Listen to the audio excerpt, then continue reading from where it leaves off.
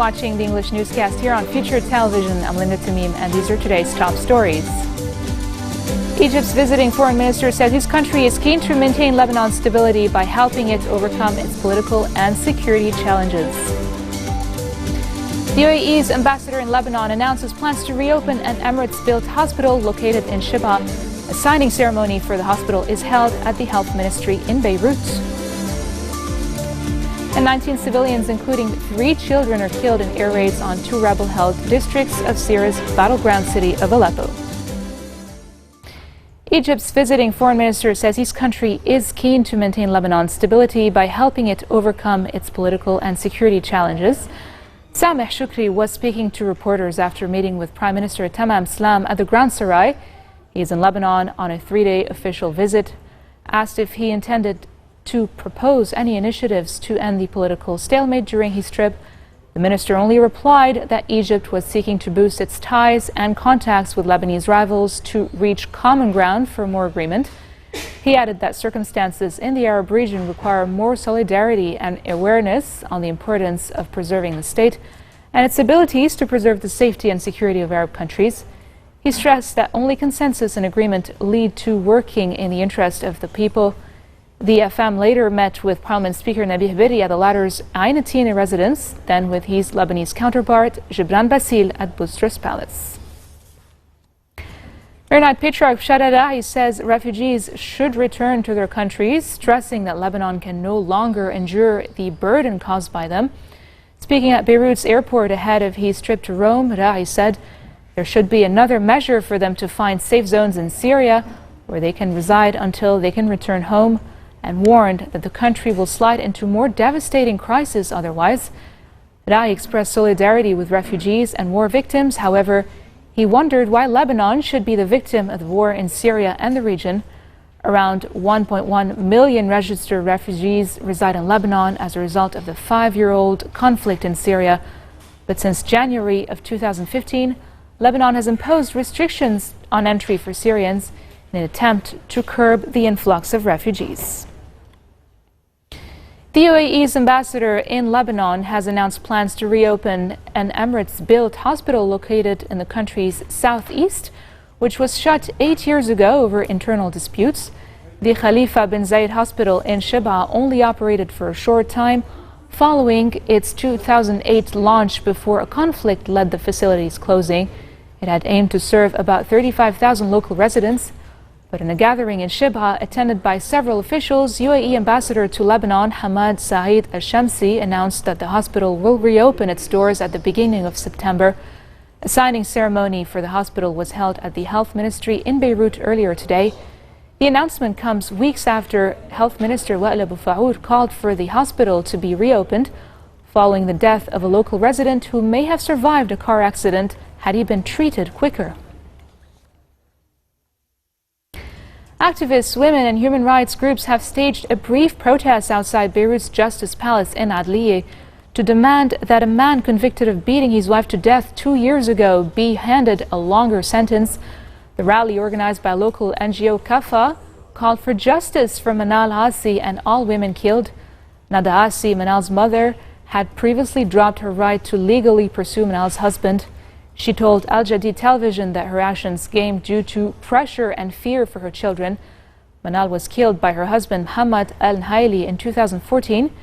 Nhaili was found guilty of bludgeoning Asi with a pressure cooker and sentenced to 5 years in prison. Given the 9-month judicial year and time already served, Nhaili will be released in a little over a year's time. The verdict sparked an outcry from rights groups who described it as light.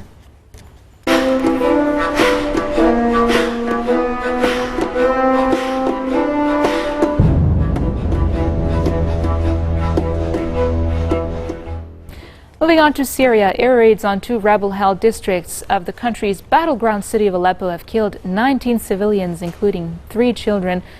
The Syrian Observatory for Human Rights said the strikes were carried out by either Russian or government aircraft and that dozens of people were also wounded, some of them critically, in Tariq al-Bab and al-Shakur neighborhoods. The NAFP correspondent in eastern districts of Aleppo said there were heavy airstrikes throughout Monday night and into the day on both those districts. The The observatory also said that 12 rebels were killed in Russian airstrikes targeting a convoy of anti-government fighters on the city's southern outskirts. Coming up next, 15 Guantanamo Bay prisoners are transferred to the United Arab Emirates. We'll be right back.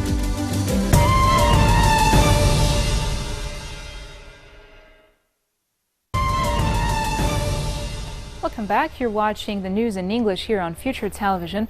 At least 11 people have been killed and 19 wounded in an airstrike on a hospital in northwestern Yemen. This is according to the Doctors Without Borders aid group, which helps run the facility. Monday's attack on Abs Hospital, located in Hajjah province, which is held by Houthi rebels, immediately killed 9 people, including an MSF staff member. 2 other patients died while being transferred to another hospital in Yemen, while 5 of the patients remained hospitalized. MSF said the Arab coalition, which has been conducting airstrikes in its battle against Yemen's Houthi rebels, was responsible for the hit and asked all parties to guarantee that such attacks do not happen again. There was no immediate comment from the coalition. However, the UN condemned the airstrikes. The Secretary General notes that the parties to the conflict in Yemen have damaged or destroyed over 70 health centers, including 3 other MSF-supported facilities.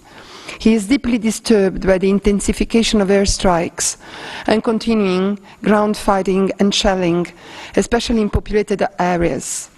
The shrinking humanitarian space and limited access to essential services for Yemenis, a situation exacerbated by the return to full-scale hostilities, is a matter of even greater concern. The attack has partially destroyed the hospital, while all remaining patients and staff have been evacuated, according to MSF. There were 23 patients in surgery, 25 in maternity ward, as well as 13 in newborn and 12 patients in pediatrics at the hospital at the time of the bombing.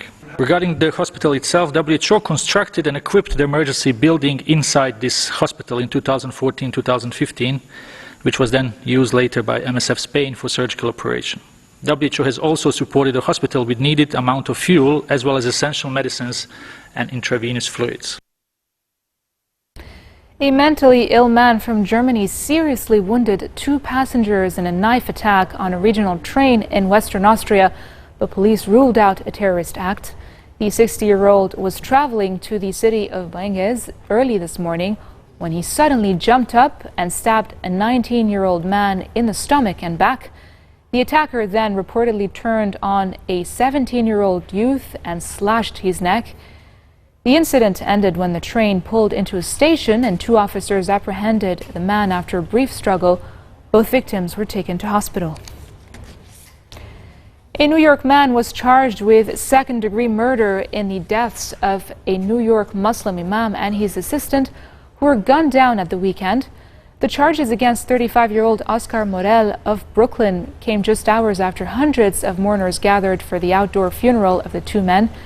Morel was also charged with 2 counts of second-degree criminal possession of a weapon. The spokesman did not disclose any possible motive for the shooting.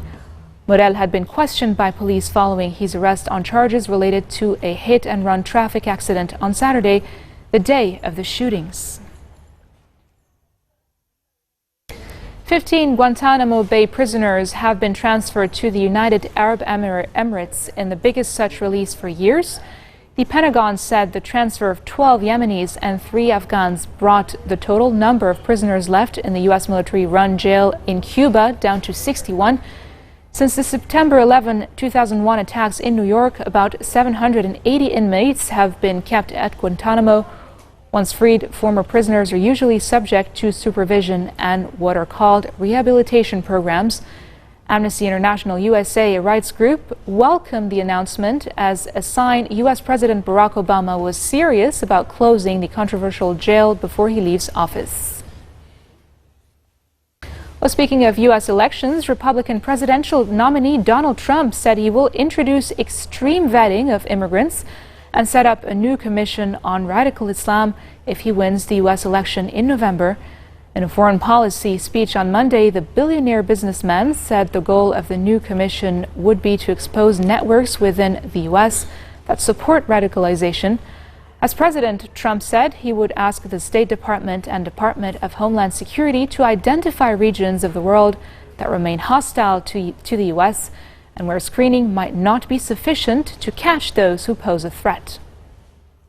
We will also work very closely with NATO on this new mission. I had previously said that NATO was obsolete because it failed to deal adequately with terrorism. Since my comments, they have changed their policy and now have a new division focused on terror threats. Very good. Very, very good.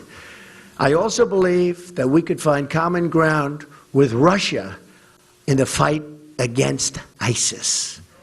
Incident after incident proves again and again Hillary Clinton lacks the judgment, as said by Bernie Sanders, stability and temperament, and the moral character to lead our nation.